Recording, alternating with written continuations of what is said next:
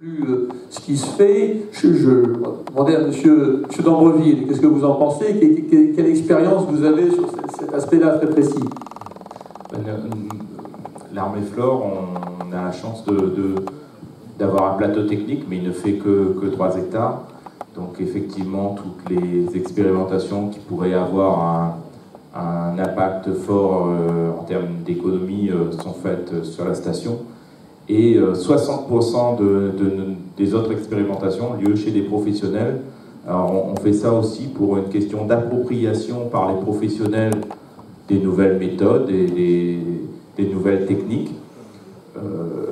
Et puis ça permet également un éclatement sur le territoire des différents essais. À La Réunion, on a des microclimats, un relief assez prononcé. Donc il faut obligatoirement conforter les essais dans les différents types d'exploitation. Et puis ça a aussi un intérêt que les agriculteurs n'ont pas tous la même technique, la même technicité. Donc de confronter nos expérimentations vraiment dans différents modèles d'agriculteurs et d'agriculture sur le territoire. Donc c'est... moi j'encourage quand même à faire de l'expérimentation.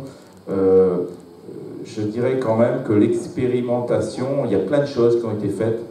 Et c'est là où on sent aussi le besoin du soutien d'un réseau. Moi, je tiens quand même à souligner d'être au sein du réseau ACTA. Ça nous permet vraiment de bénéficier de tout un savoir-faire, de toutes des recherches qui ont déjà été effectuées, et puis de l'appui de structures nationales qui nous permettent d'aller beaucoup plus vite, parce qu'on a besoin du temps économique. Nous, on n'est pas dans le temps de la recherche, malheureusement. On a besoin de trouver des solutions très très très vite, même si on a besoin de nos partenaires de la recherche, mais on a besoin de solutions intermédiaires qu'on trouve à travers l'expérimentation.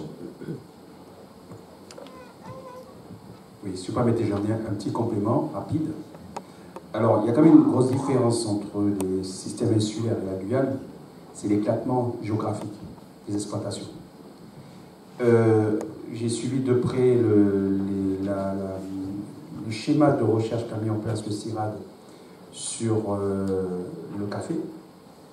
Donc il y avait, je crois, plus d'une vingtaine d'agriculteurs chez qui on a testé 6 ou 7 variétés de café.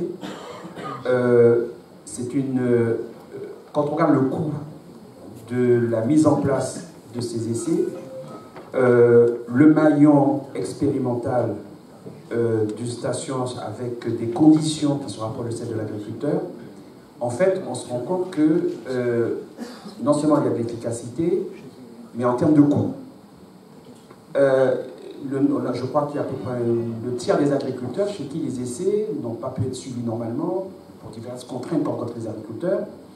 Et donc, dans la phase de pré-vulgarisation, cet outil est un maillon efficace et nécessaire. Effectivement, il y a la question de la pérennisation de l'outil qui se pose, mais ça se pose surtout lorsqu'on va avoir à mettre des investissements en place, culture sous abri, etc. Et là, des fois, les agriculteurs, individuellement, n'ont pas les moyens d'investir dans les conditions, notamment les serres insectes, etc. Donc là, quand on arrive à un niveau de technicité relativement important, l'outil s'avère nécessaire. C'est ce qu'on avait fait à l'époque à la Chambre d'agriculture. L'outil, c'était essentiellement les cultures sous abri. Et là, on avait un gros investissement, ferti-irrigation, etc. Et là, j'ai obligé de concentrer l'investissement avant de le multiplier chez les agriculteurs. Donc voilà un peu la pression que je voulais apporter là-dessus.